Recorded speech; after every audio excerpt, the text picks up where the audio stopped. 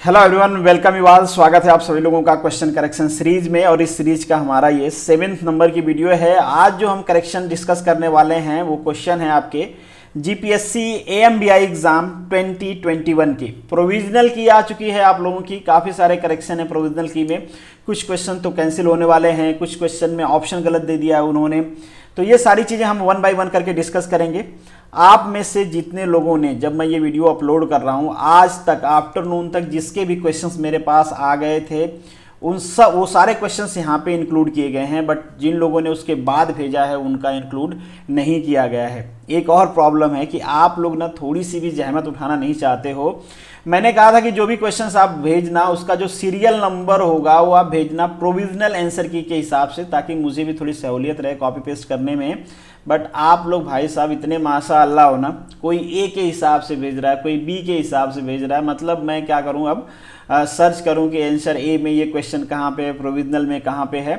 मतलब ऐसा मन करता है ना कि आप लोगों को प्यार से जहर पिला दें। बाकी एक और प्रॉब्लम है कि जो इससे पहले मैंने एक्ट एंड रूल का सोल्यूशन किया था, उसमें पता नहीं दिमाग में क्या चल रहा था मेरे, थोड़ी सी इमरजेंसी थी, जल्दी जाना था मुझे। उस चक्कर में, जल्दीबाजी के चक्कर में जो ऑप्शंस दिए गए हैं 4, उनमें से ए बी को मैंने एज ए स्टेटमेंट ट्रीट करते हुए कई सारे क्वेश्चंस का सोल्यूशन आपको बताया कि कोई मैचिंग नहीं था। बट उम्मीद करता हूं कि आप लोग उसको समझ गए होंगे कि क्या प्रॉब्लम हो रही है। काफ़ी सारे लोगों ने मैसेज भी किया, बट होप सो कि आप सभी लोगों ने उसको समझ लिया होगा। अगर आप मेरे चैनल पर पहली बार आए हैं तो चैनल को सब्सक्राइब कर लीजिए। ये मेरा टेलीग्राम चैनल है, ज्वाइन कर लीजिए। जो भी वीडियो मैं बनाता हूँ उसकी पीडीएफ आपको यहाँ पे मिल जाएगी। बाकी ये Telegram group, Instagram, Facebook, Twitter, इन सारे प्लेटफॉर्म पे आप मुझसे जुड़ सकते हैं। चलिए वीडियो को शुरू करते हैं। Educating today for better tomorrow. और जो आपका फर्स्ट क्वेश्चन है, ये क्वेश्चन नंबर 5 दिया गया है अकॉर्डिंग टू प्रोविजनल आंसर की। मैं यहाँ पे जो भी नंबरिंग किया हूँ ये अकॉर्डिंग टू प्रोविजनल आंसर की के नंबर के हिसाब से है। और जो यहाँ पे रेड किया गया है ना, ये रेड आंसर दिया गया है आपके प्रोविजनल आंसर की में। तो काफ़ी सारे लोग कह रहे थे कि ये क्वेश्चन का जो आंसर है ये गलत है, यहाँ पे 0 नहीं आना चाहिए। अब इसको सॉल्व करते हैं। सपोज कर लीजिए कि आपके क्वेश्चन में जो कहा गया है कि भाई साहब एक पेंडुलम है, इसकी लेंथ कुछ दिया गया, बट लेंथ से अपने को कुछ लेना देना है नहीं। सोल्यूशन के लिए मैं बता दूंगा ये आंसर क्यों सही है। तो ये आपको दिया गया है। आप सपोज कर लीजिए कि आप यहाँ पे इसका फ्री बॉडी डायग्राम बना लीजिए। तो नीचे क्या लग रहा होगा, डाउनवर्ड डायरेक्शन में mg लग रहा होगा। ए एंगल क्या ले लेते हैं, थीटा, क्योंकि ये एंगल ले लेते हैं हम थीटा। तो ये एंगल क्या हो जाएगा, थीटा। थीटा बेसिकली है क्या, एंगुलर डिस्प्लेसमेंट है यहाँ के लिए। और यहाँ पर जो इसका कंपोनेंट आएगा mg का, that is mg cos theta. और इस डायरेक्शन में, मतलब रेडियल डायरेक्शन में जो आएगा that is mg sin theta. और ऊपर के साइड में टेंशन लग रहा होगा, तो टेंशन को कौन बैलेंस कर रहा है, that is mg cos theta, equation number 1। और ये जो फोर्स है ये क्या है, net resultant force on the Bob. ठीक है, देखो इस डायरेक्शन में, मतलब अपवर्ड डायरेक्शन में हमारे पास कोई नेट रिजल्टेंट फोर्स है नहीं है। क्यों, क्योंकि T जो है इसको बैलेंस कर दे रहा है। T जब इसको बैलेंस कर दे रहा है तो इस डायरेक्शन में हमारे बॉब में कोई मूवमेंट हो नहीं रहा है, क्योंकि नेट फोर्स 0 है। मूवमेंट किस डायरेक्शन में हो रहा है, मूवमेंट हो रहा है आपका रेडियल डायरेक्शन में, क्योंकि यहाँ पे है नेट फोर्स। और यही नेट फोर्स क्या प्रोड्यूस करेगा, आपका सेंट्रीफ्यूगल फोर्स। तो that is mg sin theta equal to mv square by r लेते हैं। यहाँ पे लेंथ दिया गया है तो लेंथ l ले लेते हैं, कोई फर्क नहीं पड़ता है।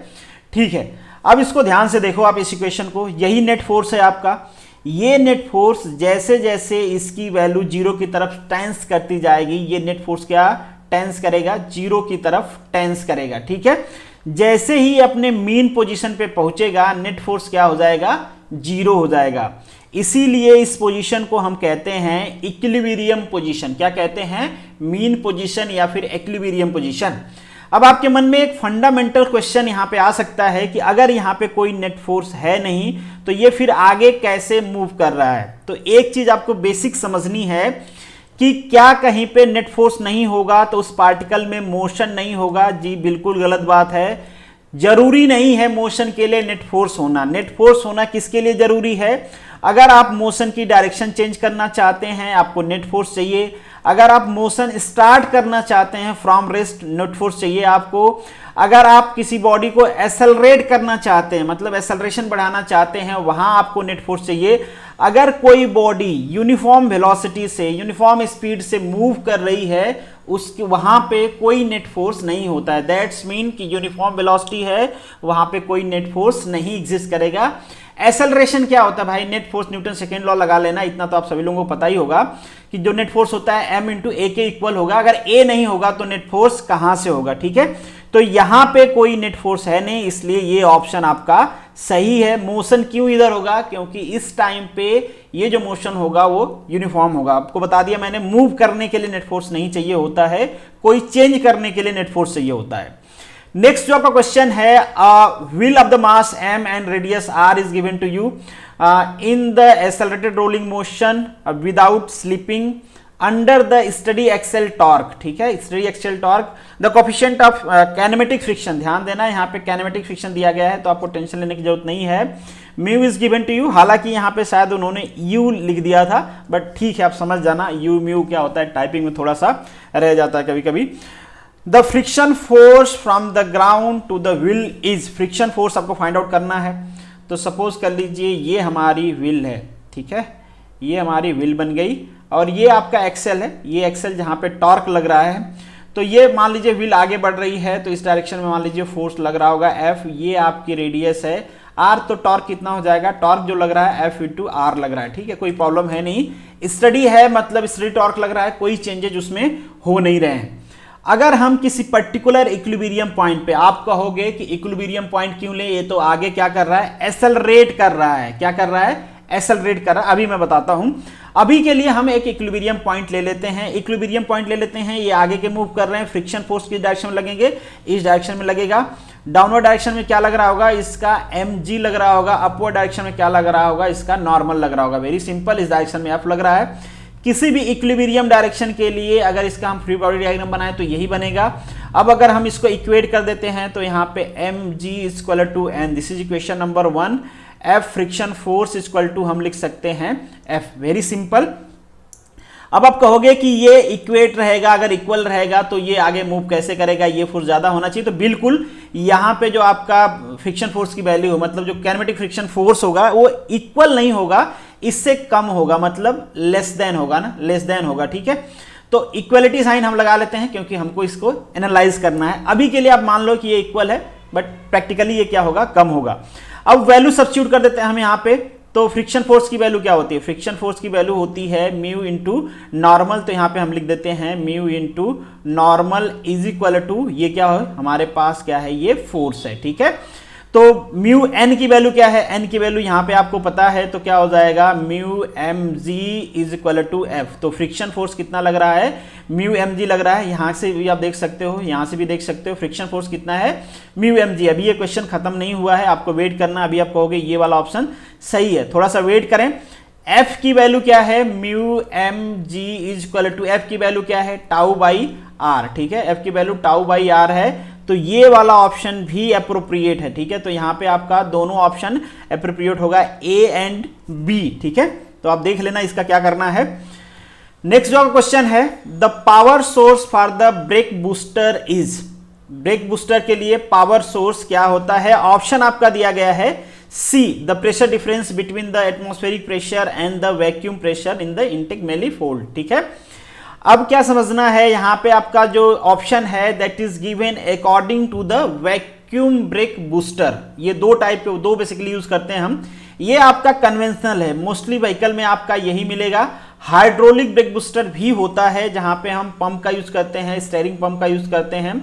यहां पे हम वैक्यूम प्रेशर का यूज करते हैं। आप देख रहे होगे अभी के लिए जब ये दोनों ऑफ हैं तो यहाँ पे आपका जो वैक्यूम प्रेशर है, जैसे ही आपने इसको पीस किया यहाँ पे क्या हो गया? एटमॉस्फेरिक प्रेशर हो गया। तो दोनों प्रेशर का जो डिफरेंस होता है ये आपका जो है एफर्ट होता है उसको कम कर देता है। इसीलिए हम कहते हैं कि यहाँ पे जो आपका पैडल एफर्ट है वो कम हो जाता है, इसीलिए इसका नाम है आपका बूस्टर, ब्रेक बूस्टर। तो ये जो आंसर दिया गया है, ये दिया गया है वैक्यूम ब्रेक बूस्टर के हिसाब से, ऑप्शन सी बिल्कुल सही है। हालांकि ये मेंशन कर देते कि ये किस टाइप का ब्रेक बूस्टर है तो ज्यादा अच्छा होता, बट इन्होंने मेंशन नहीं किया। बट जो ऑप्शन है उसके हिसाब से मोर अप्रोप्रिएट हम देखें तो ऑप्शन है सी स्टिल आप लोग जिनका गलत हुआ होगा वो सोचेंगे कि यहाँ पे मेंशन करना चाहिए था कि ये वैक्यूम ब्रेक बूस्टर है। अगर ये हाइड्रोलिक होता तो हमारा आंसर उसमें पंप भी आता। तो खैर ठीक है, आप देख लेना आपका क्या इच्छा है। नेक्स्ट जो क्वेश्चन है, the rigid suspension is beneficial when.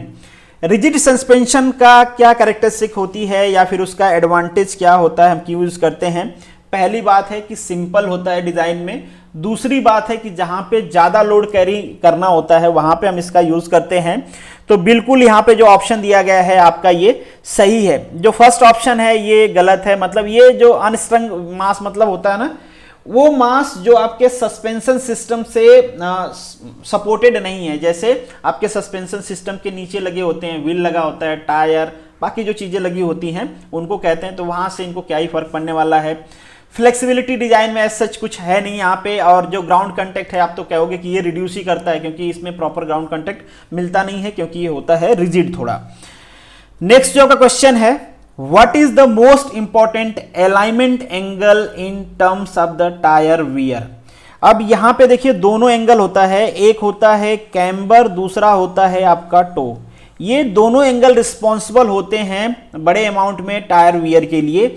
But ज्यादा रिस्पॉन्सिबल डायरेक्टली जो प्रोपोर्शनल होता है, मतलब हम कहें ज्यादा जो टायर वियर करता है, अगर थोड़ा सा भी जो आपका कैम्बर है नेगेटिव और पॉजिटिव हुआ तो जो आपका टायर का कॉर्नर है ना वो पूरा गायब हो जाएगा, उड़ जाएगा, बहुत जल्दी उड़ जाएगा, क्योंकि वहां पे बहुत ज्यादा वेट आएगा टायर पे, पूरा वेट कंसंट्रेटेड हो जाएगा।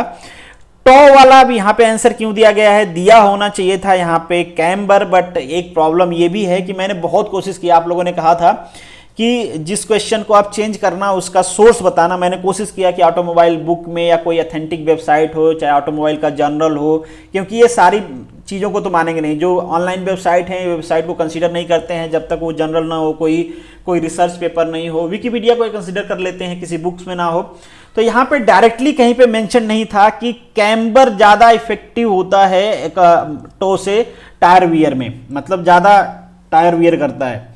तो ये प्रॉब्लम है। बट फंडामेंटली हम देखें तो कैम्बर ज़्यादा रिस्पॉन्सिबल होता है टो से टायर वियर में। तो आप देखना, अगर आप इसको क्लेम करना चाहते हैं फंडामेंटली कर सकते हैं, बट इसका कोई प्रूफ मुझे तो नहीं मिला। आप सर्च कर लेना अगर आपको मिल जाता। हाँ, वेबसाइट पे मिल जाएगा आपको, ऑनलाइन सर्च करोगे तो कई सारे वेबसाइट पे मेंशन है कि कैम्बर ज्यादा रिस्पॉन्सिबल होता है। बट वो लोग इस चीज को मानेंगे नहीं, उनको कहेंगे कि हमको कोई ऑथेंटिक लेके आओ। ये कोचिंग वाली वेबसाइट है, ये तो कुछ भी दे देते हैं, हम इनकी बात क्यों माने। नेक्स्ट जो का क्वेश्चन है, विच of the following is responsible for the turning the Taj Mahal yellow. अब ये क्वेश्चन जो है, देखिए इस क्वेश्चन में आंसर दिया गया है डी, ठीक है। मोस्ट प्रोबेबली आंसर आपका डी होना चाहिए। बट एक चीज मैं और आपको बताना चाहूंगा, यहां पे ये कहा जाता है कि जो सल्फर डाइऑक्साइड है ना, ये बेसिकली सल्फ्यूरिक एसिड बना लेती हैं, एसिड रेन के लिए रिस्पॉन्सिबल है। और ये जो नाइट्रोजन डाइऑक्साइड है ये भी एसिड रेन के लिए रिस्पॉन्सिबल है, ये नाइट्रिक एसिड बना लेती है। और ये दोनों रिस्पॉन्सिबल होती हैं डीकलराइजेशन के लिए। अगर हम ये कहें कि एसिड हमारे मार्बल से रिएक्ट कर जाता है, दोनों एसिड हैं, दोनों रिएक्ट करेंगी। बट जो सेंट्रल पोल्यूशन कंट्रोल बोर्ड ने एक टीम बनाई थी, यूएस की टीम थी, और आईआईटी कानपुर के प्रोफेसर थे सिविल डिपार्टमेंट के, वो यहाँ पे मैं आपको दिखा रहा हूँ। इन दोनों लोगों ने जब एनालिसिस किया और 2014 में एनालिसिस को, स्टडी को पब्लिश किया गया था, तो इन्होंने कहा कि जी बिल्कुल नहीं, ये जो डीकलराइजेशन हो रहा है ये सल्फ्यूरिक एसिड की वजह से नहीं हो रहा है, सल्फर की वजह से नहीं हो रहा है, ये हो रहा है पर्टिकुलरली कार्बोनियस पीएम की वजह से, पर्टिकुलेट मैटर की वजह से, इसके वजह से हो रहा है।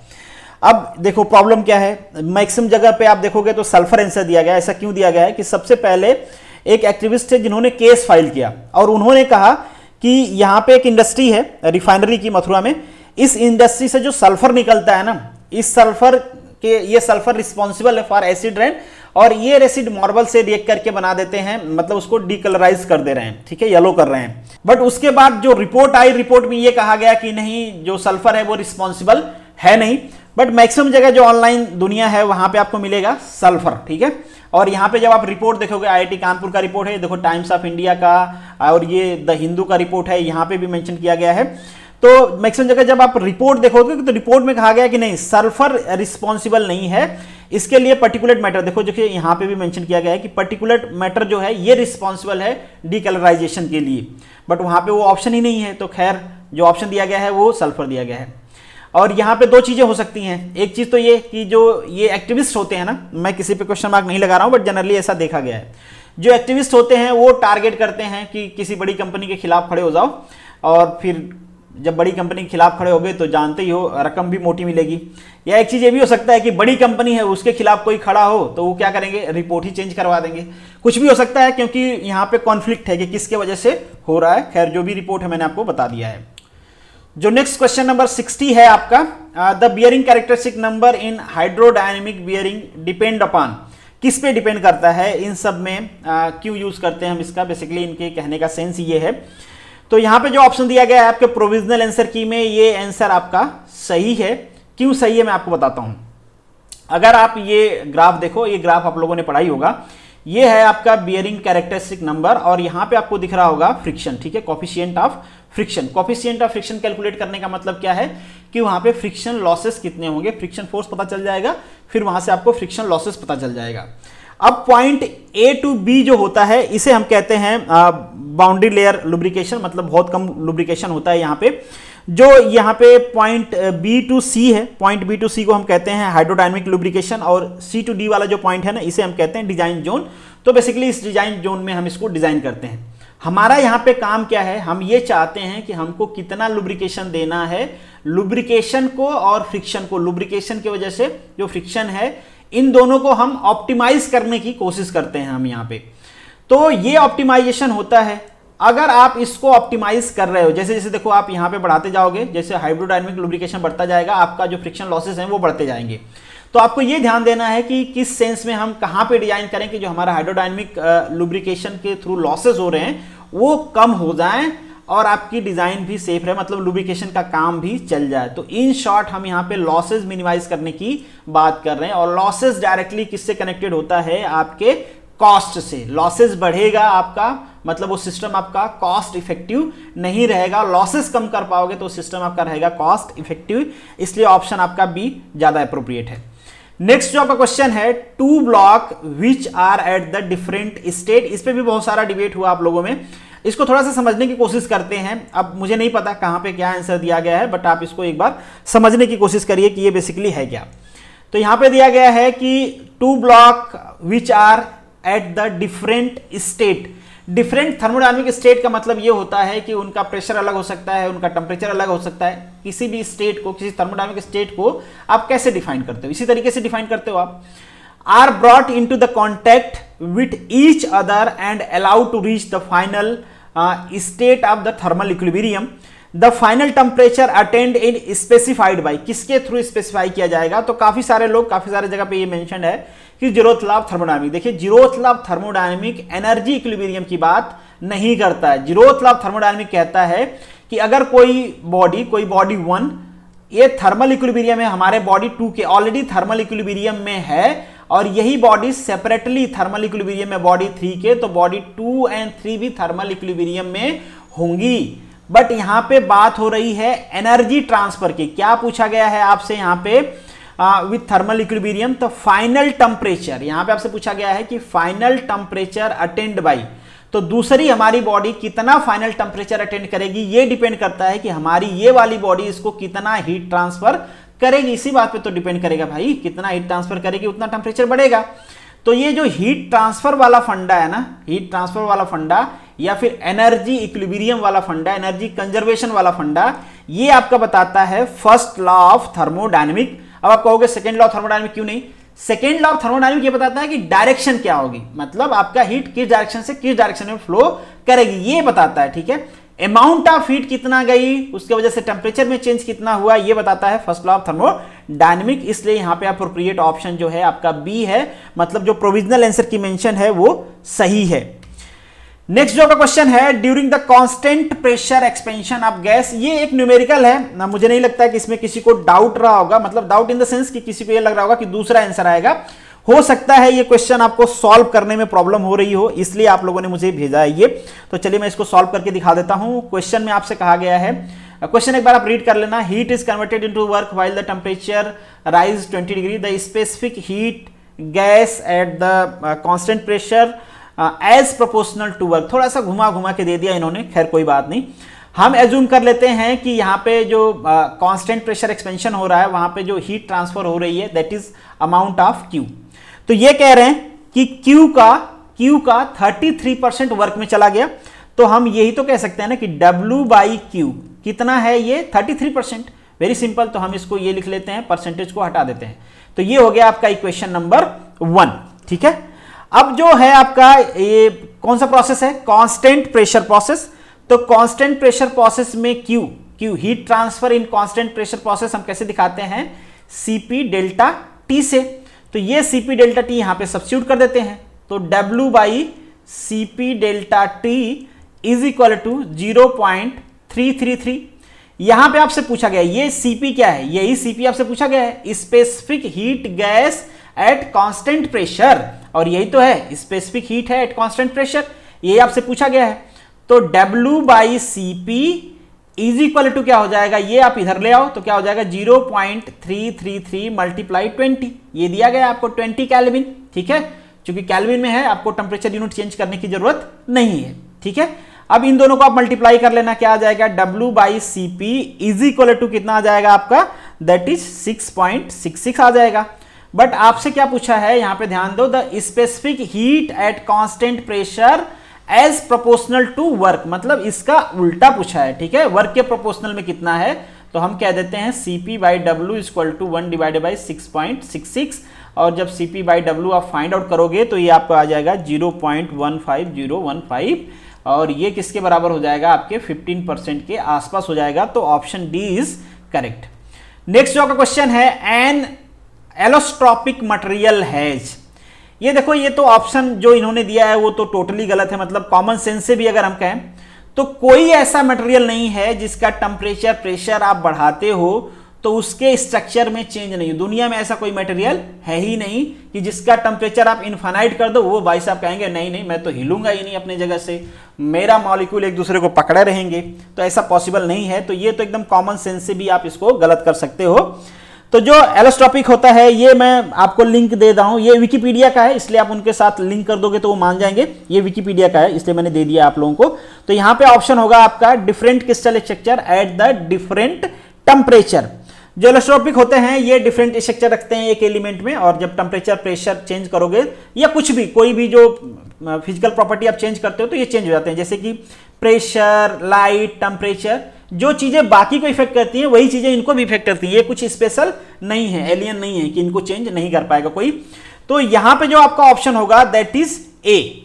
नेक्स्ट जो आपका क्वेश्चन है, solid material chemical bond are, solid material chemical bond, ये अगेन आपका गलत आंसर दिया गया है। जो सॉलिड मटेरियल होता है ना उसमें जो केमिकल बॉन्डिंग होती है, अगेन मैं यहाँ पे आपको लिंक शेयर कर दे रहा हूँ, ये भी विकिपीडिया का ही लिंक है, तो ये आप इसके साथ अटैच कर दोगे तो मान जाएंगे।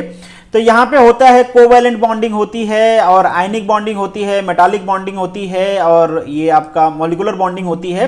तो इसके हिसाब से आपको ऑप्शन हो जाएगा B, ionic, covalent and molecular bonding. तो ये वाला ऑप्शन जो है आपका ये है गलत। ये है आपका इसके लिए प्रूफ, ये है विकिपीडिया का प्रूफ, तो विकिपीडिया को कंसीडर करते हैं। आप लिंक कॉपी पे, मतलब आप जिस तरीके से उसका स्क्रीनशॉट लेके भेज देना, लिंक भी वहां पे डाल देना कि वो देख पाए।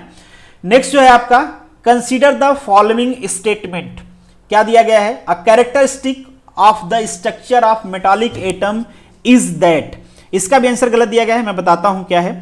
पहला चीज दिया गया है, the outer most orbit of electron is nearly complete. भाई कंप्लीट मुझे लग रहा है कि ये इनकंप्लीट लिखना चाह रहे थे, बट गलती से इन को गायब कर दिया इन्होंने, मतलब टाइपिंग एरर या जो भी कह लो, copy paste error, whatever that. अगर ये इनकंप्लीट लिखते तो इनकी बात सही रहती।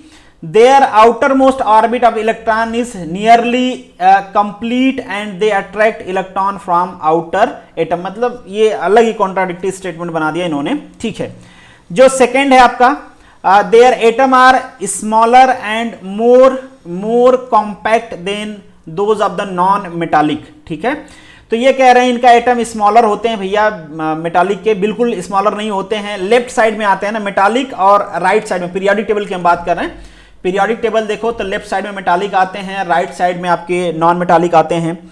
जो मेटल्स होते हैं ना इनकी साइज बड़ी होती है, क्योंकि जो आउटर में इलेक्ट्रॉन होते हैं वो क्या करते हैं, उनको खींचते रहते हैं, मतलब दूसरा जो आएगा उसमें ऑर्बिट में जाएगा, इस वजह से इनकी साइज क्या होती है, जनरली नॉन मेटालिक से बड़ी होती है। हाँ, डेंसिटी, ये थोड़े डेंस्ड होते हैं, बिल्कुल डेंस होते हैं, बट साइज की हम बात करें तो साइज इनकी बड़ी होती है। मतलब यहाँ पे जो आपका ऑप्शन है ए भी गलत है और आपका ऑप्शन बी भी गलत है, ठीक है, तो दोनों गलत है इनका ऑप्शन, तो यहाँ पे ऑप्शन करेक्ट होगा डी। अब इसके लिए प्रूफ की कोई जरूरत नहीं है, फंडामेंटल ही यहाँ पे गलत दिया गया है, तो मे भी गलती से उन्होंने गलत आंसर सेलेक्ट कर लिया है, तो इसको आप क्लेम कर दोगे, वो बदल देंगे। आप बता देना भैया कि मतलब ये क्या लिखे हो आप, पहला जो स्टेटमेंट है दूसरा स्टेटमेंट है, ये दोनों ही आप लोगों ने गलत लिखा है। और बाकी चीजें आप लोगों को बताई है, जो मेटल होते हैं डक्टाइल मेलेबल होते हैं, जो नॉन मेटल होते हैं वो हार्ड होते हैं, जैसे सल्फर, कार्बन, ऑक्सीजन, हाइड्रोजन, ये सब क्या होते हैं, डायमंड मूवमेंट, ये सब क्या होते हैं, हार्ड होते हैं। क्यों? क्योंकि नॉन मेटल होते हैं, ठीक है।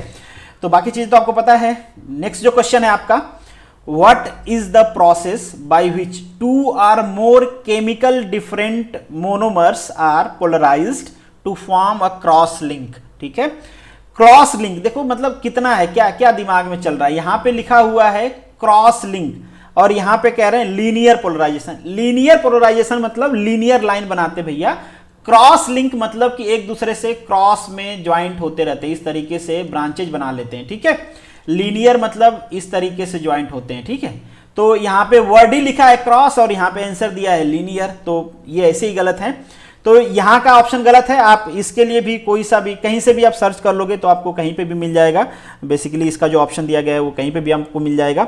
तो यहां पे जो ऑप्शन है आपका वो है condensation polymerisation, option C is correct. इसको कंडेंसेशन पॉलीमराइजेशन भी कहते हैं, स्टेप रिएक्शन पॉलीमराइजेशन भी कहते हैं, नेटवर्क पॉलीमराइजेशन भी कहते हैं, और इसमें बाई प्रोडक्ट भी आता है। बाई प्रोडक्ट आपका वही जो यहाँ पे लिखा हुआ है वाटर, एमोनिया, एथेनॉल, ये सब बाई प्रोडक्ट भी आते हैं, इनके कई सारे नाम हैं। तो यहाँ पे जो अप्रोप्रिएट ऑप्शन है आपका सी है। अगेन इसको आप कहीं पे भी सर्च करोगे ना, किसी भी जगह पे मिल जाएगा। बुक भी देख लोगे आप, केमिकल से रिलेटेड जो बुक्स हैं वहाँ पे भी मिल जाएगा, जर्नल में भी मिल जाएगा, रिसर्च पेपर में भी मिल जाएगा, बहुत सारी जगह मिल जाएगा। नेक्स्ट जो आपका क्वेश्चन है, consider the following operation involving the forging a hexagonal bolt. यहाँ पे आपको दिख रहा होगा, इस बोल्ट की ये बात कर रहे हैं। तो यहाँ पे कौन कौन से प्रोसेस परफॉर्म होते हैं, उनका सीक्वेंस क्या है, ये आपसे पूछा जा रहा है। तो यहाँ पे देखो पहला है फ्लैटरिंग, ठीक है, पहला ऑप्शन है फ्लैटरिंग।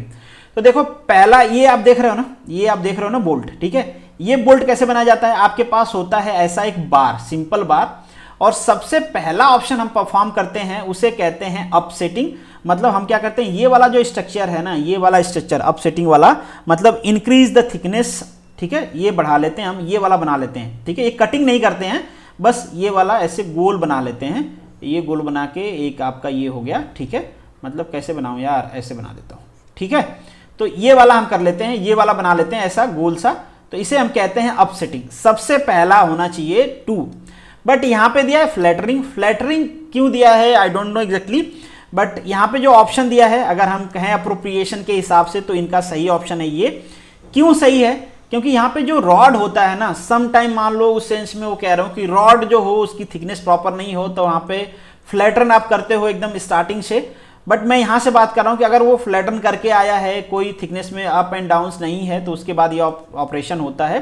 बट बाकी जो सेटिंग है उस सेटिंग के हिसाब से ऑप्शन ए इज ज़्यादा अप्रोप्रिएट है। तो पहला मान लेते हैं कि चलो ये बार जो था उसको हमने क्या कर लिया, पहले फ्लैटरिंग कर लिया, फ्लैटिंग ऑपरेशन डाल दिया, फिर हमने क्या किया, अपसेटिंग ऑपरेशन डाल दिया, यहाँ पे अपसेटिंग ऑपरेशन डाल दिया। अपसेटिंग के बाद क्या करते हैं, स्वेजिंग करते हैं। स्वेजिंग मतलब कि जो हमारा डिजायर साइज होता है ना, उसको अचीव करने की कोशिश करते हैं। डिजायर साइज का मतलब क्या है कि देखो आप जब ये ऑपरेशन परफॉर्म करोगे ना, ये वाला परफॉर्म करने के बाद ये इसको पहले आप हीट करोगे तो ये वाला परफॉर्म करोगे, तो हीटिंग की वजह से यहाँ पे थोड़ा सा एक्सपेंशन हो जाता है, तो आप क्या करते हो, उसको थोड़ा सा डिजायर साइड में लाके स्वेजिंग ऑपरेशन करते हो, तो ये वाला ऑपरेशन हो गया। इसके बाद आप कैम्बरिंग कर देते हो, मतलब साइड साइड में या जो आपको थ्रेडिंग जैसे दिख रहा है ना, ये होता है कैम्बरिंग, तो ये ऑपरेशन हो जाता है। तो अगर ये नहीं रहता तो 2 3 4 होता, 2 3 4 सीक्वेंस होती, 2 3 4 वाली। ए वाली लास्ट में तो नहीं करेंगे, लास्ट का कोई मतलब नहीं होता है, इसलिए ये वाली फर्स्ट हो गई है। तो यहाँ पे अगर ऑप्शन में हम चूज करें तो ज्यादा अप्रोप्रिएट है आपका ए। नेक्स्ट जो आपका क्वेश्चन है, which one of the following are the major characteristic of the submerge arc welding, इनमें से कौन सा मेजर कैरेक्टरिस्टिक है सबमर्ज आर्क वेल्डिंग का? तो पहला है आपका ऑप्शन हाई वेल्डिंग स्पीड। जी बिल्कुल, ये उसकी कैरेक्टरिस्टिक है, बहुत ज्यादा होता है, मतलब around 5 metre per minute, 1 minute में 5 मीटर तक वेल्डिंग कर देते हैं ये फटाफट। हाई डिपोजिशन रेट, बिल्कुल सही बात है, बहुत ज्यादा डिपोजिशन रेट होता है इनका, कुछ अराउंड 12 kg पर आवर के पास डिपोजिशन रेट होता है इनका, जो कि वेल्डिंग टेक्नोलॉजी में काफी ज्यादा है। दूसरा है लो पेनिट्रेशन, क्या बेवकूफों वाली बात है, मतलब सॉरी बेवकूफ वाली बात नहीं है, मतलब लो पेनिट्रेशन नहीं होता है, ज्यादा पेनिट्रेशन होता है, काफी ज्यादा ये थिक प्लेट को एक पास में ये कर देते हैं, जिसे 75 mm तक थिकनेस से एक पास में एक बार पास होता है तो वेल्ड कर देते हैं ये। नेक्स्ट जो है लो क्लीनिनेस, देखिए यहाँ पे क्लीनिनेस लो होती है, मतलब सफाई कम होती है, क्योंकि ये डूबा रहता है भाई साहब, इस तरीके से गंदगी फैल जाती है आपके वेल्डिंग पे, इसमें कोई डाउट नहीं है। मगर जब गंदगी फैल रही है तो उसको हम कैरेक्टरिस्टिक थोड़ी नहीं कहेंगे, ये तो उसका डिसएडवांटेज है। बट यहाँ पे आपसे पूछा गया है कैरेक्टरिस्टिक, तो कैरेक्टरिस्टिक आपकी हो जाएगी 1 और 2, तो ये बिल्कुल सही बात है, ऑप्शन जो दिया गया आपके प्रोविजनल में ये सही है। नेक्स्ट जो क्वेश्चन है आपका, chip equivalent is increase by, जो चिप इक्विवेलेंट है ये बिल्कुल इंक्रीज करता है आपके an increasing the nose radius, क्योंकि रिमूवल रेट बढ़ जाता है, and the side cutting edge angle, तो यहां पे भी ऑप्शन जो आपको दिया गया है ये सही दिया गया है। नेक्स्ट जो आपका क्वेश्चन है, इन सोलर कलेक्टर, ये भी ऑप्शन सही है, आई थिंक सो, मैंने भी इसको कराया था। देखिए आप ध्यान दो, यहां पे कई सारे फंक्शंस होते हैं इसके, कोई भी कंपोनेंट्स यहाँ पे होता है ना, छोटा मोटा बहुत सारे फंक्शन परफॉर्म करता है, बट यहाँ पे हमको मेजर फंक्शन लिखना है, अगर कोई एक ऑप्शन चूज करना है तो उसका फंक्शन जो यहाँ पे आपका ट्रांसपेरेंट कवर होता है, उसका फंक्शन ये भी होता है कि रेडिएशन को ट्रांसमिट कर दे। अगर वो ट्रांसमिट ही नहीं करेगा तो सोलर कलेक्टर तक रेडिएशन पहुंचेगी ही नहीं, तो अच्छा ट्रांसमीटर हो, वो ट्रांसमिट करता हो, बिल्कुल सही बात है। जो डस्ट होते हैं उनसे प्रोटेक्ट करता है, ये भी बिल्कुल सही बात है। बट क्या ये इसका प्राइमरी फंक्शन है? क्या हम ट्रांसपेरेंट कवर इसके लिए लगाते हैं? तो आंसर होगा जी बिल्कुल नहीं। ट्रांसपेरेंट कवर हम इसके लिए लगाते हैं decrease the heat loss from the collector, एक बार जो कलेक्टर तक हीट पहुंच गई है उसके लॉस को हम डिक्रीज करने के लिए इसका यूज करते हैं, ठीक है। उसके साथ एडिशनली ये काम ये हो जाता है, हम इसके लिए नहीं लगाते हैं, लगाते हैं इसके लिए, इसलिए ऑप्शन सी इज ज्यादा एप्रोप्रिएट। अगर यहां पे ऑल अबव हो जाता तो ऑल अबव आपका सही हो जाता। अब ये जो क्वेश्चन नंबर 102 है, इस क्वेश्चन में थोड़ा सा टेक्निकल गलती है। क्या गलती है मैं बताता हूं, क्योंकि कई सारे ऑप्शंस यहां पे सही हो जाएंगे अगर हम प्रैक्टिकली बात करें। अभी के लिए तो ये ऑप्शन किसी भी तरीके से सही नहीं है, गलत है। चलिए अब ये हीट ट्रांसफर एरिया की बात कर रहे हैं, ये रहा आपका सिलेंडर, ठीक है, ये रहा आपका सिलेंडर। कितना हीट ट्रांसफर एरिया है? एक तो ये वाला होगा सिलेंडर का जो एरिया है कर्व वाला, एक ये क्रॉस सेक्शन वाला एरिया, एक ये क्रॉस सेक्शन वाली एरिया। इसकी हम एरिया की बात करें तो क्या हो जाती है, पाई डी एल हो जाता है, प्लस इस क्रॉस सेक्शन एरिया की बात करें तो क्या हो जाएगा, पाई by 4 D square, D capital ले लेते हैं दोनों जगह।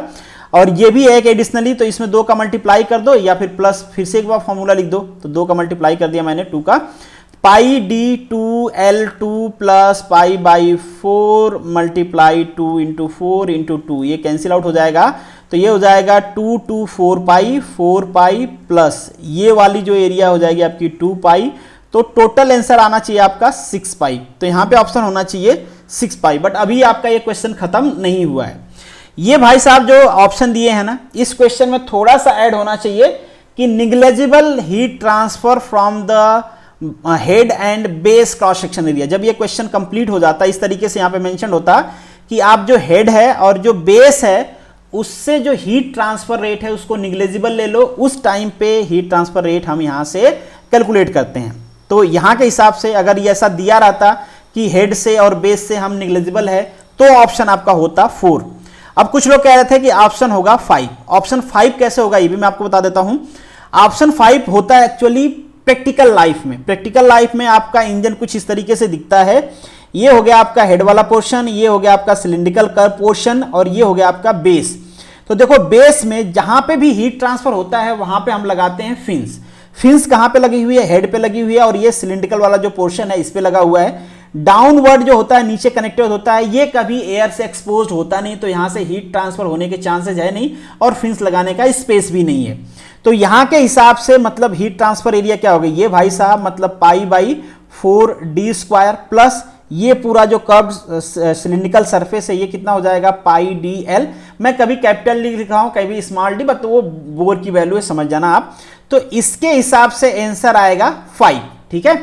बट अभी यहां पे कुछ भी ऐसा मेंशन नहीं है कि हम लोअर को छोड़ दें, अपर को छोड़ दें, बिलो को छोड़ दें, तो कुछ भी मेंशन नहीं है। तो एप्रोप्रिएट ऑप्शन इज सी। इसको आप क्लेम भी कर सकते हो, ये क्लेम आपको मिल जाएगा यहां पे एनपीटीएल वेबसाइट है, जो एनपीटीएल को तो मानेंगे ही ये, ठीक है। एनपीटीएल पे सेम क्वेश्चन दिया गया है, बट यहां पे यूनिट दी गई है 4 और आंसर दिया गया है आपका 24। देखो एक्सेप्टेड आंसर इज 24। तो ये एनपीटीएल से मैंने लिया है, तो एनपीटीएल का आप वहां पे लगा देना तो वो मान जाएंगे कि 6 आंसर है इसका। नेक्स्ट जो का क्वेश्चन है, consider the following statement, both Otto and diesel cycle are special case of dual combustion cycle. जी बिल्कुल सही है, कह सकते हो। डुअल में कांस्टेंट प्रेशर पे हीट एडिशन होता है, कांस्टेंट वॉल्यूम पे हीट एडिशन होता है, और डीजल में कांस्टेंट प्रेशर पे होता है और ऑटो में कांस्टेंट वॉल्यूम पे होता है। तो एक एक रिमूव कर दो अपने हिसाब से। डीजल के अगर कांस्टेंट प्रेशर करना है, कांस्टेंट वॉल्यूम वाला रिमूव कर दो, डीजल बन जाएगा, ठीक है। उसी तरीके से ऑटो बन जाएगा। तो बिल्कुल सही बात है, ऑप्शन ए इज करेक्ट। हाँ, यहां पे ए लड़ाई बिल्कुल हम कर सकते हैं कि पहले ऑटो साइकिल आई, डीजल साइकिल आई, डुअल साइकिल तो बाद में आई है ना। अगर डुअल साइकिल बाद में आई है तो हम ऐसे कैसे कह सकते हैं कि डुअल साइकिल से ऑटो और डीजल साइकिल निकली हैं। अगर कोई निकला ही है तो ऑटो और डीजल से डुअल निकला है, ठीक है। वही बात होगी, पहले मुर्गी आई कि अंडा आया, अंडा आया कि मुर्गी आई। तो खैर उस डिबेट में तो नहीं जाते हैं। ये डिबेट तब होती है ना जब आपको अपनी टेक्नोलॉजी पेटेंट करवाना हो, जब आप कोर्ट में पहुंच गए, उस टाइम पे डिबेट होगी कि कौन किससे निकला है, कौन किसका बाप है और कौन है बेटा। अभी के लिए इन जनरल हम मान लेते हैं कि भैया आपकी बात बिल्कुल सही है, ऐसे हम मॉडिफाई कर सकते हैं, ठीक है। चलिए, जो सेकेंड ऑप्शन है आपका, combustion process in IC engine is neither fully constant volume nor fully constant pressure process. जी बिल्कुल सही बात है, ऐसा नहीं होता है। मतलब देखो यार, पिस्टन है तो मूव करेगा ना, जैसे ही कंबशन प्रोसेस होगा वहां पे प्रेशर और टेम्परेचर इंक्रीज होगा, कोई पकड़ के तो बैठा नहीं, वो फ्री टू मूव है।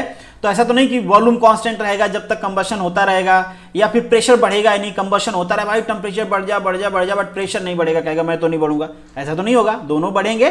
तो मतलब हम एक्चुअली ये कह सकते हैं कि एक्चुअल में ऐसा होता नहीं है, ठीक है। तो ये वाला ऑप्शन आपका बी वाला ऑप्शन भी सही है।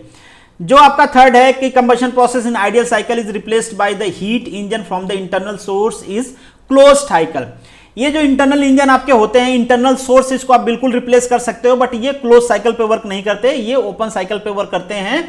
यहाँ पे जो वर्किंग सब्सटेंस है वो चेंज होता रहता है, वर्किंग सब्सटेंस एक ही रोटेट नहीं करता रहता है। अगर ये ओपन साइकिल लिखते तो ये वाला ऑप्शन भी सही होता है। बिल्कुल आप रिप्लेस तो कर ही सकते हो ना। जो हीट एडिशन है उसको आप इस तरीके से, ये हीट एडिशन वाला पोर्शन हो गया, ये वर्क वाला हो गया, नीचे जो एग्जॉस्ट जा रहा है ये रिजेक्शन वाला पोर्शन हो गया इंजन आपका, ठीक है। बट ये क्लोज नहीं होते हैं, ये ओपन होते हैं, इसलिए ये वाला ऑप्शन हो गया गलत। जो फोर्थ ऑप्शन है आपका, exhaust process are replaced by the heat rejection in ideal cycle, बिल्कुल रिप्लेस कर सकते हो। जो एग्जॉस्ट है आपका, ये हीट रिजेक्शन क्या बोला है, exhaust process is replaced by the heat rejection, ठीक है। एग्जॉस्ट में ही तो हीट रिजेक्शन हो रहा है, ठीक है। आप कहोगे दो हीट रिजेक्शन, एक तो इंजन के सराउंडिंग से भी हो रहा है, यहां से भी हो रहा है, ठीक है, दो हो रहे हैं, बट मेजर जो पोर्शन होता है वो यहां से होता है, ठीक है। तो ये हो गया आपका ऑप्शन यहाँ पे 1, 2 एंड 3, ठीक है। तो ये ऑप्शन आपका यहां पे सही है 1, 2 एंड 4, तो C option is correct. Next जो क्वेश्चन है आपका, if the performance of diesel engine, यहां पे मैंने जो चीजें हाईलाइट किया है वो इसलिए किया है कि इसको आपको ध्यान से समझना है। यहां पे आंसर दिया गया है गलत, ठीक है।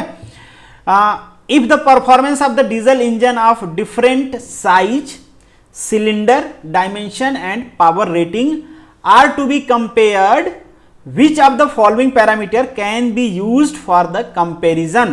तो इसमें ज्यादा अप्रोप्रिएट ऑप्शन जो है वो है specific brake power, specific brake fuel consumption. Specific brake fuel consumption यही बताता है कि आपके स्पेसिफिक फ्यूल कंजप्शन के बाद आपके शाफ्ट पे कितना पावर जनरेट हुआ, ठीक है।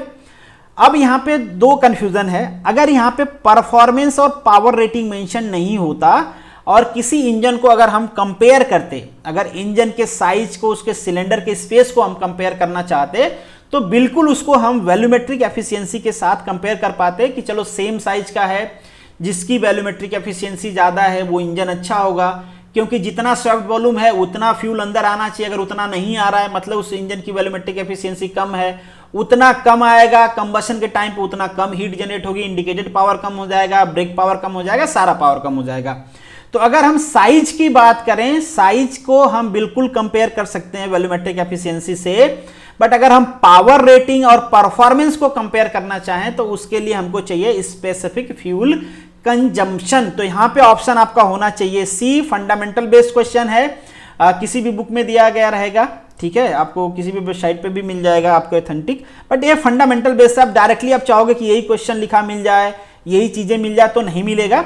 हाँ, बट बाकी चीजें तो मिल जाएंगी कि हम किससे पावर को किससे कंपेयर करते हैं या फिर रेटिंग किस हिसाब से देते हैं, ये सारी चीजें आपको वहां पे मिल जाएंगी। और ये शायद विकिपीडिया का है, ये विकिपीडिया का मैं आपको दिखा भी देता हूं, यहाँ पे लिखा भी है, brake specific fuel consumption is measure of the fuel efficiency of any prime mover that burns fuel to produce a rotate on the shaft power, rotate मतलब जो प्रोड्यूस करते हैं या shaft power. It is typically used to compare the efficiency of internal engine with the shaft output। तो basically इसको हम use करते हैं, कंपैरिजन के लिए भी कर सकते हो कि अगर सेम साइज का है तो किसका ब्रेक पावर ज्यादा आ रहा है, ठीक है।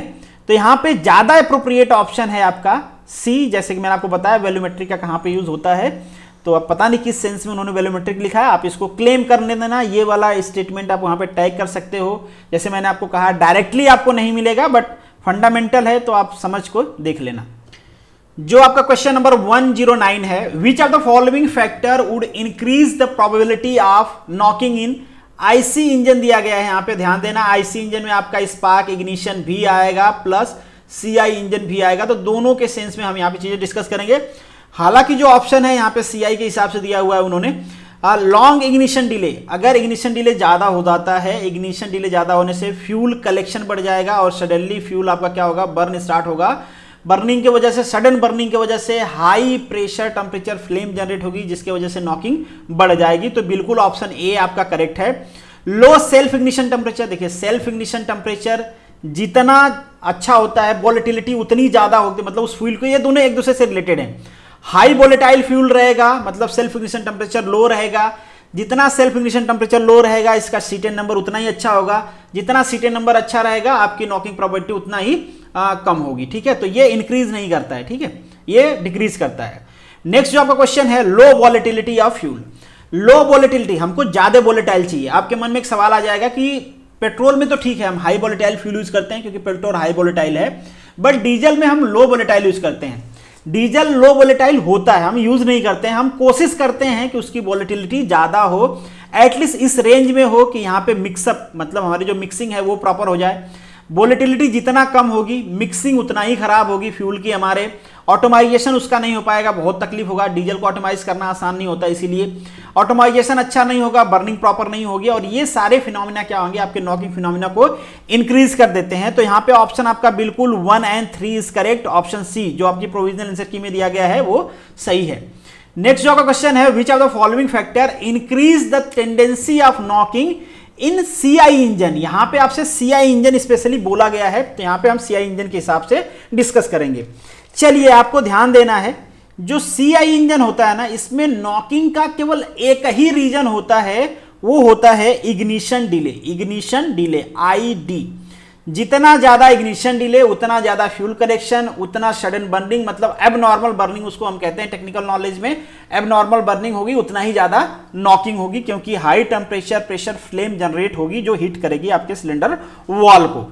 तो अब हमको देखना है कि वो कौन सा चीज है जो आपके इग्निशन डिले को बढ़ा देगा। तो पहला है increase both compression ratio and coolant temperature.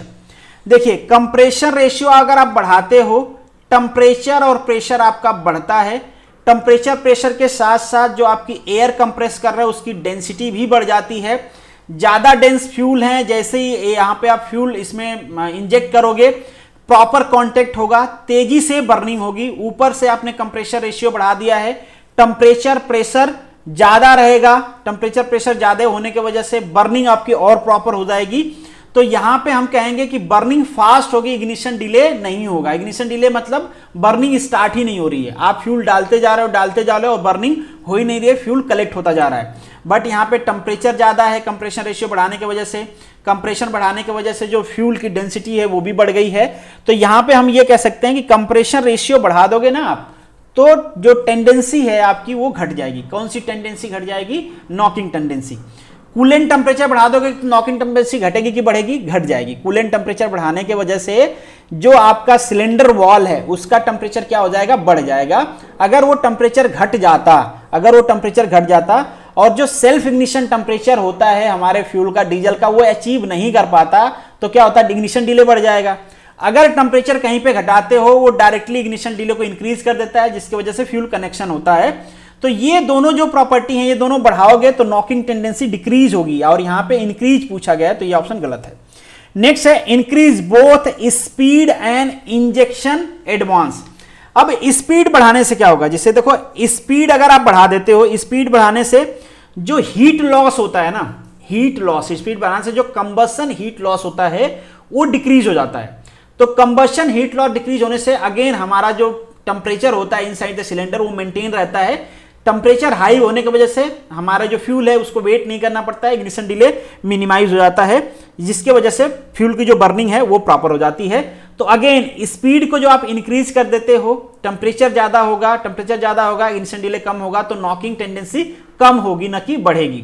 जो दूसरा है आपका इंजेक्शन एडवांस। इंजेक्शन एडवांस का मतलब कि आप अपने फ्यूल को पहले इंजेक्ट कर रहे हो, जिस पॉइंट पे इंजेक्ट करना चाहिए था उससे पहले आपने इंजेक्शन करना शुरू कर दिया। अब आप सोचो कि जिस पॉइंट पे इंजेक्ट करना चाहिए था, अगर इस पॉइंट पे इंजेक्ट करते तो इसी पॉइंट पे सेल्फ इग्निशन टेम्परेचर प्रेशर आपका फ्यूल अचीव कर रहा होता कंप्रेशन स्ट्रोक में, मगर आपने क्या किया? इससे पहले इंजेक्ट कर दिया। इससे पहले इंजेक्ट करोगे तो जब तक ये टेम्परेचर अचीव नहीं होगा तब तक फ्यूल कलेक्ट होगा, फिर सडन बर्निंग होगी, मतलब अबनॉर्मल बर्निंग होगी। तो हम ये कह सकते हैं कि अगर इंजेक्शन एडवांस कर दोगे आप, इंक्रीज करोगे, तो ये क्या होगा? नॉकिंग टेंडेंसी के आपको इंक्रीज करेगा। तो अभी तक हमको एक ऑप्शन मिला है जो नॉकिंग टेंडेंसी को बढ़ाता है इन सीआई इंजन। ध्यान रखना हम सीआई इंजन की बात कर रहे हैं। नेक्स्ट जो है इंक्रीज स्पीड। स्पीड इंक्रीज करने से मैंने पहले ही बता दिया, स्पीड इंक्रीज करोगे तो इससे क्या होगा? नॉकिंग टेंडेंसी घटेगी। इंजेक्शन एडवांस से बढ़ेगी बिल्कुल नॉकिंग टेंडेंसी। कूलिंग टेम्परेचर बढ़ाओगे तो अगेन घटेगी।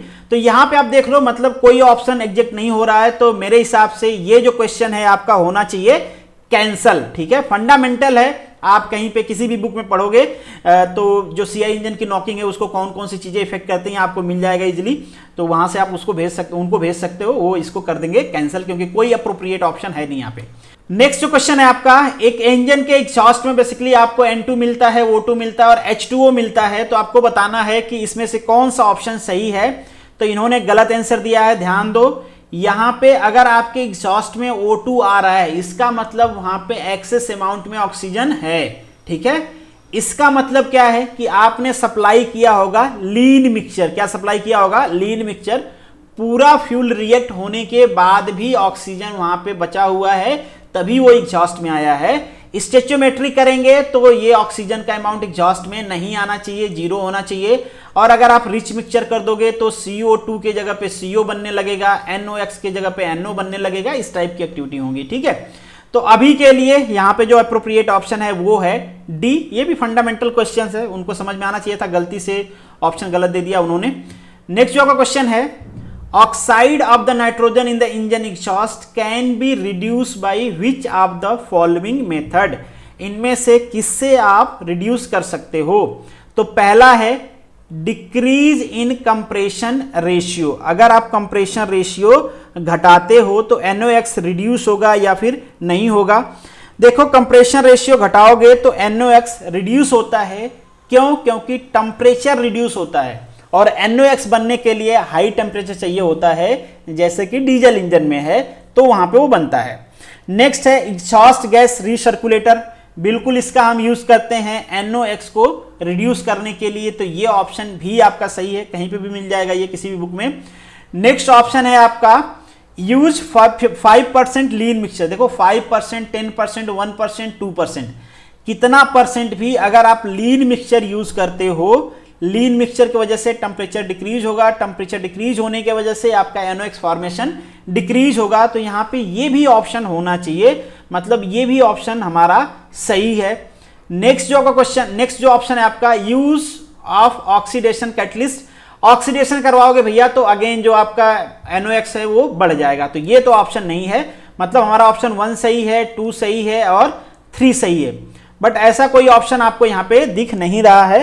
तो ऑप्शन के हिसाब से हम देखें तो ज्यादा अप्रोप्रिएट ऑप्शन है आपका ए, मतलब 1 एंड 2। तो जो ऑप्शन आपको दिया है उसी में से अप्रोप्रिएट चूज करना होता है, तो 1 एंड 2 इज मोर करेक्ट। अब आप कहोगे आप इसको छोड़ दो, 1 एंड 3 क्यों नहीं ले रहे हो? तो देखिए ये ज्यादा इफेक्ट करता है EGR, और ये दोनों मतलब लार्जर वे में इफेक्ट करते हैं NOx को। ये भी इफेक्ट करता है, ज्यादा लीन करोगे तो ये भी इफेक्ट करेगा, बट ठीक है अभी जो हमारे पास अप्रोप्रिएट ऑप्शन है मेरे हिसाब से वो ए है। अगर आप स्टिल क्लेम करना चाहते हो तो आपकी मर्जी है, आप कर सकते हो। नेक्स्ट जो क्वेश्चन है आपका, the seated number of automobile diesel fuel use in the India, ये भी किसी ने भेजा है। तो जनरली जो हम यूज करते हैं वो 45 से ऊपर वाला यूज करते हैं। ये देखो, ये मैं आपको प्रूफ दिखा दे रहा हूं, यहाँ पे आपको प्रूफ दिख रहा होगा। ये मिनिमम वाला जो है 46 हम यूज कर रहे थे 2007 में, जो हमारा भारत स्टेज 4 था। ये अभी भी यूज कर रहे हैं, यहाँ पे 51। और ये जो मैं आपको ये दिखा रहा हूँ बेसिकली इमेज, ये इमेज आप शेयर कर सकते हो उनके साथ भी, मतलब 45 से तो ज्यादा होना चाहिए, नहीं तो ज्यादा अप्रोप्रिएट ऑप्शन है सी। ये 45 से ज्यादा होना चाहिए, 60 तक अप टू, ठीक है। यहाँ पे आप देख भी सकोगे ये किसका है, बेसिकली ये सर्वे किया था इन्होंने। ये है आपका international council on lean transportation, ये इंडिया के ऊपर किया हुआ है इन्होंने। Fuel quality and BS4 India का है ये व्हीकल एमिशन। तो इन्होंने बताया है कि बेसिकली हम कौन सा यूज कर रहे हैं, तो ये बताया हुआ 2020 ऑनवर्ड ये वाला यूज कर रहे हैं, ठीक है। तो ज्यादा अप्रोप्रिएट ऑप्शन है आपका सी। आप इसको भेज देना, इसका स्क्रीनशॉट यहाँ पे दिख रहा है, आप ये जनरल सर्च कर लोगे तो वहां पे मिल जाएगा, देख लेना। अगर आपको भेजना है, ज्यादा लोग सही किए हो तो आपकी मर्जी है, अगर आप भेजना चाहते हो तो भेज देना। एग्जैक्टली हुआ क्या है कि मैक्सिमम जगह पुराने बुक्स में ये आंसर दिया गया है, वो इसलिए दिया गया है कि वो बुक अपडेट नहीं हुई है। पुराने टाइम पे जब हम यूज कर रहे थे ये वाला, पहले हम ये यूज करते थे, बट धीरे धीरे हम जब फ्यूल की जो क्वालिटी है वो इंप्रूव कर रहे हैं, तो इंप्रूव होगा ना भाई यार। तो अब इंप्रूव हो गया है, अब हम ये वाला यूज कर रहे हैं इस टाइम पे जो BS6 है उसमें। नेक्स्ट जो आपका क्वेश्चन है, which one of the following in automobile exhaust gas pollutant is major causes of photochemical smoke? इसमें तो कोई डाउट नहीं होना चाहिए, यही रिस्पॉन्सिबल होता है भाई। एसिड रेन के लिए भी रिस्पॉन्सिबल होता है, फोटोकेमिकल स्मोक के लिए भी रिस्पॉन्सिबल होता है ज्यादा अमाउंट में। तो NOx इज करेक्ट ऑप्शन, जो आपके प्रोविजनल की है वो सही दिया गया है। नेक्स्ट जो क्वेश्चन है, विच of the following engine have the heavier flywheel? देखिए फ्लाईव्हील की जो डिजाइन है या फ्लाईव्हील की जो वेट है वो किस पे डिपेंड करता है कि कितना ज्यादा वहां पे एनर्जी फ्लक्चुएशन है, क्योंकि एनर्जी फ्लक्चुएशन को ही फ्लाईव्हील क्या करती है, इक्विलिब्राइज करती है, मतलब मेंटेन करती है, इक्विलिब्रियम प्रोवाइड कराती है। तो जो आपका अगर सेम पावर की बात करें तो आंख बंद करके आपको डीजल इंजन करना है भाई। डीजल इंजन में बड़ी फ्लाई व्हील चाहिए, क्योंकि वहां पे कंप्रेशन रेशियो इतना ज्यादा होता है यार, कितना ज्यादा कंप्रेशन के टाइम पे पावर चाहिए होता है एज कंपेरिजन टू पेट्रोल। और वो पावर कहां से आता है भाई, फ्लाई व्हील से आता है। तो बड़ी फ्लाई व्हील किसको चाहिए भाई, बड़ी फ्लाई व्हील चाहिए आपको डीजल इंजन को, न कि पेट्रोल इंजन को। तो ऑप्शन होगा डी। नेक्स्ट जो क्वेश्चन है आपका, which of the following statement is are correct? भाई ये वाला जो क्वेश्चन था, एक लोगों ने मुझे पर्सनल मैसेज किया कि आपके वजह से मेरा एक क्वेश्चन गलत हो गया। आपने कहा था कि इन एडिशन मतलब होता है कि ड्राइवर को छोड़ के, जैसे ये ऑप्शन आपको मेंशन है M1 के लिए, means the motor vehicle using the carries a passenger comprising not more than 8 seat in addition of driver, और यहां पे मेंशन है एक्सक्लूडिंग। तो इन्होंने ऑप्शन दे दिया है यहाँ पे, कौन सा ऑप्शन दिया है, ए ऑप्शन दे दिया है। ये तो सही है, बाकी प्रॉब्लम कहां पे है, बी वाले में, कि बी वाला सही है कि गलत है। क्यों प्रॉब्लम हो रहा है, क्योंकि यहां पे वर्ड यूज किया गया है इन एडिशन और यहां पे वर्ड यूज किया गया है एक्सक्लूडिंग। इन एडिशन का मतलब होता है कि ड्राइवर के सीट के अलावा, इन एडिशन मतलब ड्राइवर की सीट है, इसके अलावा आप इतनी सीट वहां पे ऐड कर सकते हैं। मतलब हम ये कह सकते हैं कि 8 सीट हो सकती है, नॉट मोर देन 8 सीट हो सकती है, मतलब 8 सीट हो सकती है एक्सक्लूडिंग द ड्राइवर सीट। तो ये वाला ऑप्शन भी बिल्कुल सही है भाई साहब, मेरे वजह से आपका गलती नहीं हुआ है, आप इसको क्लेम कर देना। Option D is correct. अब क्यों गलती हुई है उनसे पता नहीं, इन्होंने एक्सक्लूडिंग लिख दिया, यहाँ पे इन एडिशन लिख दिया, इस वजह से इंटरप्रिटेशन में गलती हुई है, जैसे भी हुई है। बट यहाँ पे डी ऑप्शन में कह रहा हूं, यहाँ पे दोनों ऑप्शन सही है, तो सी ऑप्शन करेक्ट होना चाहिए। जो क्वेश्चन नंबर आपका 141 है, अगेन मैंने बहुत ज्यादा सर्च किया यू टर्न से लेके रूल्स रेगुलेशन, भाई कहीं तो मिल जाए कि यू टर्न पे कहां पे रिस्ट्रिक्शंस है। बट कहीं पे ऐसा नहीं मिला कि जो एक्सप्रेसवेज हैं वहाँ पे यू टर्न नहीं दिया जा सकता है। एक्सप्रेसवे में बिल्कुल बैरियर लगा होता है, साइड बैरियर, बट ऐसा नहीं है कि वहाँ पे यू टर्न होता ही नहीं। जैसे हम सोल्यूशन वाले वीडियो में भी डिस्कस किए थे, यू टर्न होता है, सेपरेटली बनाया जाता है। अब वो हम हाईवे कोड में देखना पड़ेगा कि जो यू टर्न बनाया जाता है that is consider the part of expressway और रोड और नॉट। अगर उसको एक्सप्रेसवे का पार्ट कंसीडर नहीं करते हैं then I don't know, but आपको मिल जाएगा, बहुत सारे जगह पे मिल जाएगा। बहुत सारे नए प्रोजेक्ट भी चल रहे हैं, अगर आप सर्च करोगे दिल्ली में बन रहा है बहुत सारे प्रोजेक्ट पे यू टर्न, मतलब हाईवे जो एक्सप्रेसवे है वहाँ पे यू टर्न बन रहा है।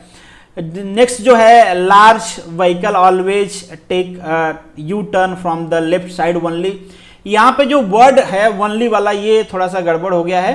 प्रीफर्ड होता है कि जो बड़ी व्हीकल होती हैं लेफ्ट टर्न लें, मतलब लेफ्ट से यू टर्न लें, बट ऐसा हमेशा हो, बट ये कहीं पे ऐसा मेंशन नहीं मिला कि कहीं पे मिल जाए कि आप बड़ी व्हीकल है तो हमेशा लेफ्ट साइड से ही यू टर्न लेना पड़ेगा। तो अगेन इसका मुझे कोई कंक्लूजन मिला नहीं एग्जैक्टली, तो ये आपको ढूंढना पड़ेगा, देखना पड़ेगा कि कौन सा ऑप्शन है। बट मेरे हिसाब से यहाँ पे ये जो ऑप्शंस हैं ये वाला तो बिल्कुल सही है, ये वाला तो सही होना चाहिए था, बट आई डोंट नो उन्होंने क्यों गलती किया है, तो आप देख लेना इसको आपको क्या करना है।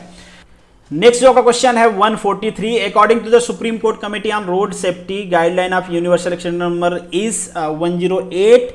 देखिए एक नंबर और मैंने आपको बताया था दैट इज 112, कुछ लोगों को कंफ्यूजन हो रहा है। जो 112 है ना that is all in one emergency number, ठीक है, कई सारे इमरजेंसीज को मिला के वो नंबर बनाया गया है, तो that is all in one. But यहाँ पे एक्सीडेंट के लिए पूछा गया है, ठीक है, तो एक्सीडेंट के लिए है दैट इज 108।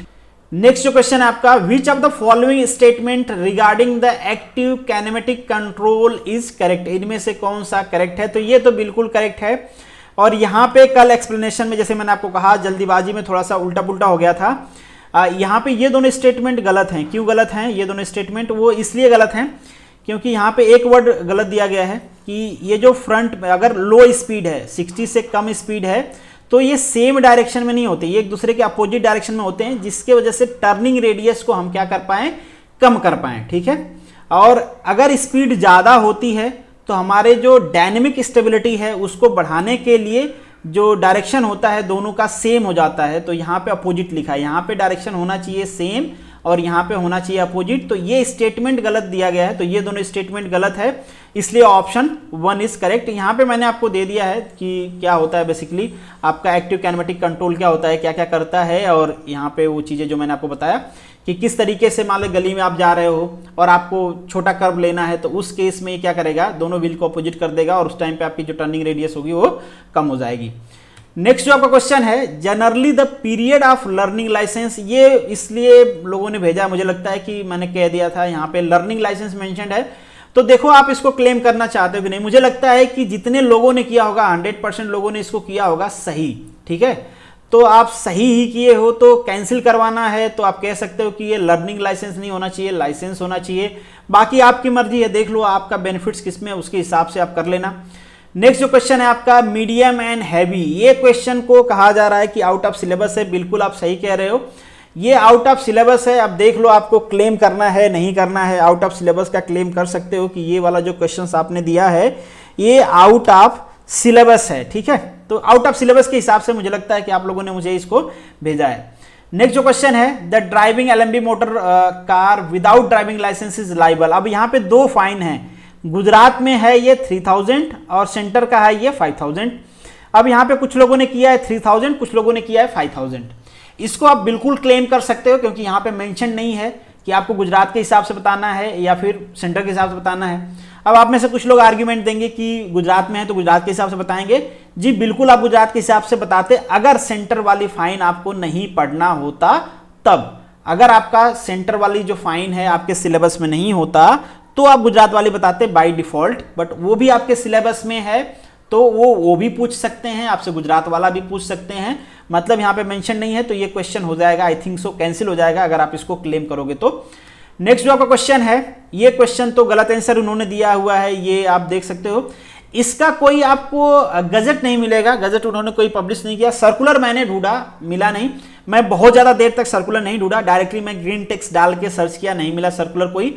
ये आपका CNN का रिपोर्ट है जहाँ पे इन्होंने रिपोर्ट किया हुआ था, मैंने इस पर वीडियो भी बनाया हुआ था सेपरेटली, यही वाला स्क्रीनशॉट मैंने वहाँ पे भी लगाया हुआ था। बहुत सारे चैनल्स ने रिपोर्ट किया था ministry of road transport and highway के हिसाब से। तो यहाँ पे आप देख रहे होगे ट्रांसपोर्ट व्हीकल के लिए 8 ईयर है, पर्सनल व्हीकल के लिए 15 ईयर है, तो यहाँ पे ऑप्शन दिया ही है तो होना चाहिए 8, तो इसको आप बिल्कुल क्लेम कर सकते हैं, ये ऑप्शन चेंज हो जाएगा। नेक्स्ट जो क्वेश्चन है, it is compulsory to affix a colour affluence strip in the front part of the 4 wheel goods vehicle. तो ये देखो आप यहाँ पे स्क्रीनशॉट मैंने लगा दिया है, ये है आपका रूल 142, ठीक है। तो इसमें देखो मेंशन किया गया है किस कलर का लगाना है आपको, रेड कलर का, तो ऑप्शन यहाँ पे आना चाहिए ए। आई डोंट नो कि इन्होंने क्यों ऐसा ऑप्शन दिया है, तो ये रूल है आपका GMBR का, आप इसको शेयर कर देना, वो ऑप्शन शायद चेंज कर देंगे। नेक्स्ट जो आपका क्वेश्चन है, according to rule, again out of syllabus, क्योंकि ये आपके चैप्टर में नहीं था, जितना आपको पढ़ना था उससे बाहर है ये, तो अगेन अगर आप आउट ऑफ सिलेबस के हिसाब से इसको क्लेम करना चाहते हैं तो कर सकते हैं। बाकी अगर हम बात करें कि ऑप्शन सही कौन सा है, तो यहाँ पे ऑप्शन जो दिया गया है वो बिल्कुल सही है। नेक्स्ट जो क्वेश्चन आपका, which are the following document have to present for taking the insurance policy of the vehicle.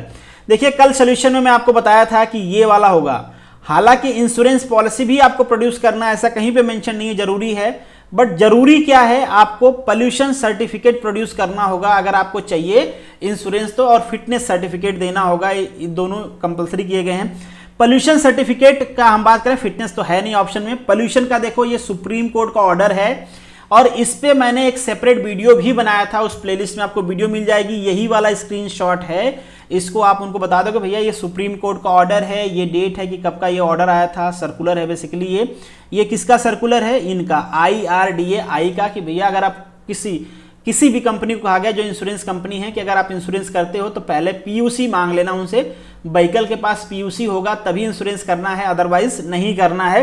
तो all of the above answer तो बिल्कुल गलत है, ये मुझे लगता है कि इस सेंस में दे दिया है ऑल ऑफ एबव, मतलब आपको अगर आपको एक्सीडेंट क्लेम करना है, मतलब अगर आपके पास व्हीकल का इंश्योरेंस है और आपने कर दिया एक्सीडेंट, अगर आपको करना है एक्सीडेंट क्लेम, उस केस में ये सारे डॉक्यूमेंट्स चाहिए होते हैं। तो मुझे लगता है कि उनके दिमाग में ये चल रहा होगा एक्सीडेंट वाला, और ऑप्शन दे दिया इन्होंने पॉलिसी खरीदने वाला। पॉलिसी खरीदने के लिए, पॉलिसी परचेज करने के लिए आपको चाहिए केवल PUC, बट यहाँ पे चूंकि इंश्योरेंस पॉलिसी के साथ में है इसलिए ऑप्शन ज्यादा अप्रोप्रिएट है B।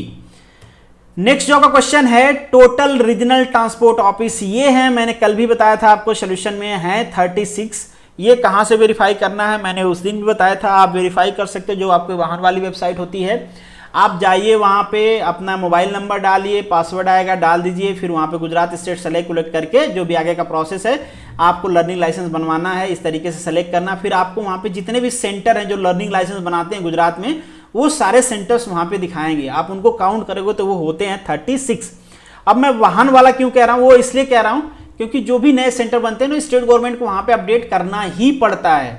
आप कहोगे कि बाकी सारे न्यूज़पेपर में कई सारे जगह पे कई सारे एक्स्ट्रा दिए हैं, देखो वो शायद हो सकता है अनएक्टिव हों, सस्पेंडेड हों, या फिर पहले बनाई गई हों बाद में ख़त्म कर दिया गया उनको, वो सब मुझे नहीं पता, इतना डिटेल में मैंने देखा नहीं, बट ये है कि अभी के लिए जो एक्टिव हैं वो हैं 36। This is the end of this video, thank you so much for watching this. चलिए मिलेंगे नेक्स्ट वीडियो में, तब तक के लिए all the best, good luck.